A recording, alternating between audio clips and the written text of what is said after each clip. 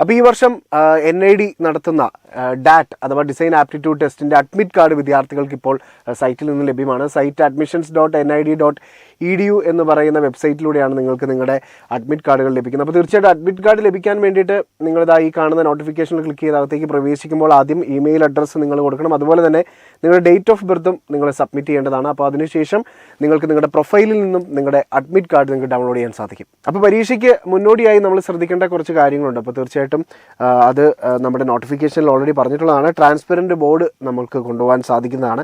അതുപോലെ dry colours വേണം നമ്മൾ യൂസ് ചെയ്യാൻ. ഇപ്പോൾ ഉദാഹരണം പറയുകയാണെങ്കിൽ നമ്മുടെ പെൻസിൽ കളേഴ്സ് അതുപോലെ തന്നെ ക്രയോൺസ് ഒക്കെ നമുക്ക് യൂസ് ചെയ്യാൻ സാധിക്കും.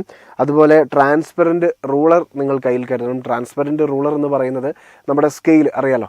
അപ്പോൾ തീർച്ചയായിട്ടും അത് ട്രാൻസ്പെറൻ്റ് ആയിട്ടുള്ളത് തന്നെ യൂസ് ചെയ്യണം എന്നുള്ളത് വളരെ എടുത്തു പറഞ്ഞിട്ടുണ്ട്.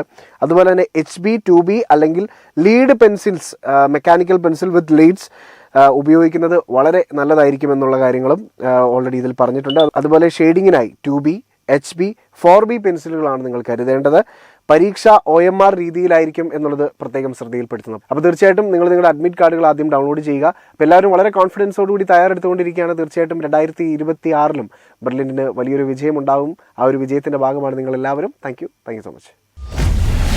Brilliant Study Center, India's #1 coaching center for NEET and JEE.